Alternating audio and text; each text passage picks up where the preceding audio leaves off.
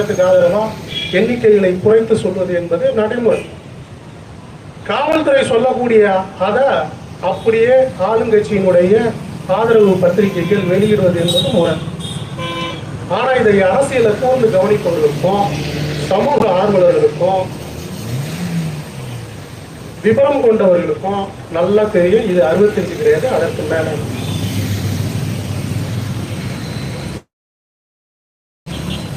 அதற்கு நடவடிக்கை என்ன அப்படின்னு இந்த திராவிட முன்னேற்ற கழகத்தை நோக்கி நாம் தமிழர் கேட்கும் போது அவங்க சொல்றாங்க, நாங்க கடுமையான நடவடிக்கை எடுத்துருவோம் அப்படின்னு ஐயா ஸ்டாலின் வந்து பத்திரிகையாளர் சொல்றாங்க.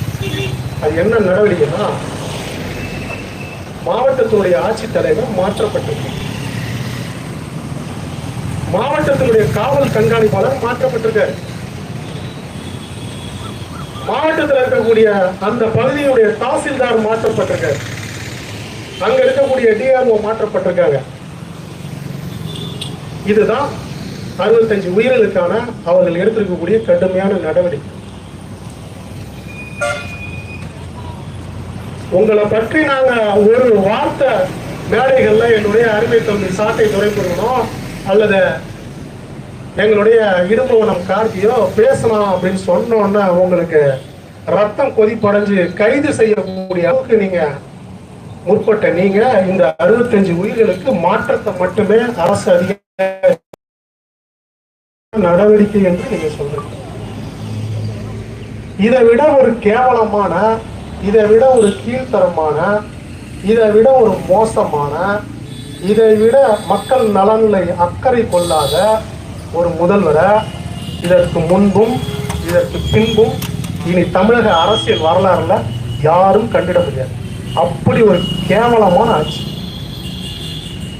இந்த கேவலமான ஆட்சி இனி வருங்காலங்களிலும் தொடரணுமா அப்படின்னு உங்கள் முன்னாடி நாங்கள் ஒரு கேள்வி வைக்கிறோம்.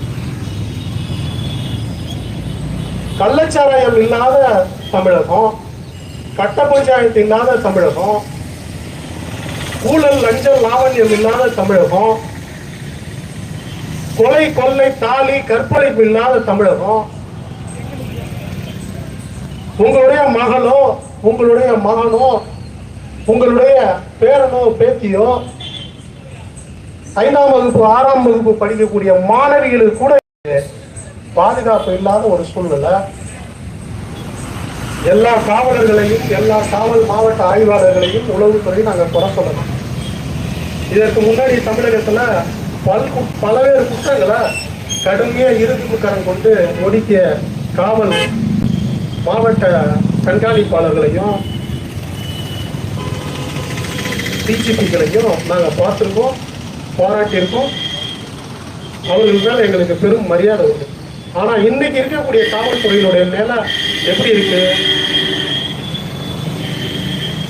இன்னைக்கு இருக்கக்கூடிய காவல்துறை ஒரு திராவிட முன்னேற்ற கழகத்தினுடைய ஒன்றிய செயலாளர், நகர செயலாளர், மாவட்டத்தினுடைய செயலாளர், பகுதியில் இருக்கக்கூடிய கவுன்சிலர், நகராட்சியினுடைய நிர்வாகிகள், மாநகராட்சி நிர்வாகிகள், அந்தந்த பகுதியில் இருக்கக்கூடிய முக்கியஸ்தர்கள், இதெல்லாம் போதாதுன்னு நம்ம ஆங்கிலத்தில் சொல்ற கிச்சன் கேபினெட் அம்மையார் துர்கா ஸ்டாலினுக்கு வேண்டியவங்க, அம்மையார் கிருத்திகாவுக்கு வேண்டியவங்க, கிருத்திகாவினுடைய தாயாருக்கு வேண்டியவங்க, திரு அம்மையார்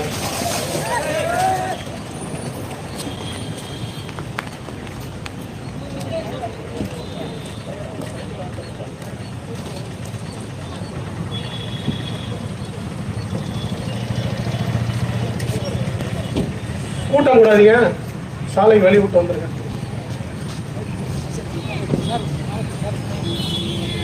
அம்மையார் துர்கா ஸ்டாலினுக்கு வேண்டிய அவருடைய தங்கை குடும்பம், அவருடைய தட்டி குடும்பம், அவருடைய உடன்பிறந்தார் குடும்பம் அப்படின்னு எல்லாத்துக்கும் இன்னைக்கு காவல்துறையினுடைய கைகள் அவர்களால் கட்டப்பட்டிருக்கு. ஆகவே அவர்களால் சட்டம் ஒழுங்க பாதுகாக்க முடியாத ஒரு சூழ்நிலை இன்னைக்கு தமிழக காவல்துறைக்கு ஏற்பட்டது. ஒரு மாவட்டத்தினுடைய அமைச்சராக இருக்கிறவரே சாதியின் பெயரை சொல்லி அவருக்கு கீழே பணியாற்றக்கூடிய ஒரு மேலாளராக கூப்பிடக்கூடிய ஒரு நிலை. இப்படி பல்வேறு முரண்பாடுகள், பல்வேறு சட்ட ஒழுங்கு, பல்வேறு கொலை கொள்ளை, கண்டும் காணாமல் போக்கு என்பதை திராவிட முன்னேற்ற கழகம் தொடர்ந்து செஞ்சிட்டு இருக்கு. இப்படி செஞ்சிட்டு இருக்கக்கூடிய அத்தனை பிரச்சனைகளையும் பணம், சாராயம் மற்றும் மூக்குத்தி, கொலுசு போன்ற ஏழை எளிய நடுத்தர வர்க்கத்தினுடைய ஏழ்மையை பயன்படுத்தி இவர்கள் மீண்டும் மீண்டும் வென்று கொண்டு இருக்கிறார்கள்.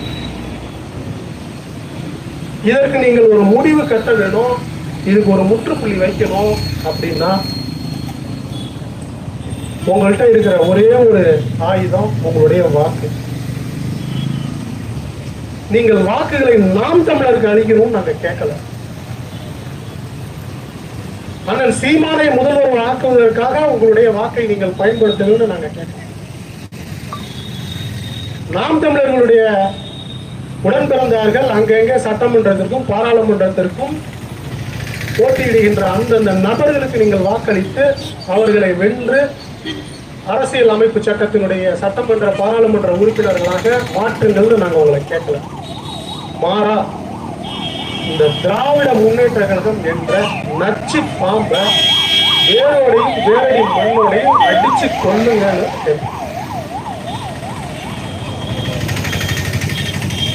தரமான குடிநீர் இல்ல, தரமான சாலைகள் இல்ல, தரமான அரசு கட்டிடம் இல்ல.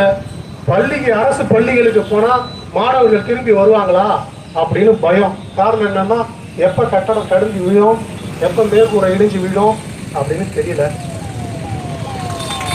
ஆனா இதையெல்லாம் கேட்கக்கூடிய இடத்துல இருக்கக்கூடிய எதிர்கட்சிகளா இருக்கிற அண்ணா திராவிட முன்னேற்ற கழகம் அவங்களுக்கு அவங்க கட்சி பிரச்சனையை சமன் செய்வதற்கும் சமரசம் செய்வதற்கும்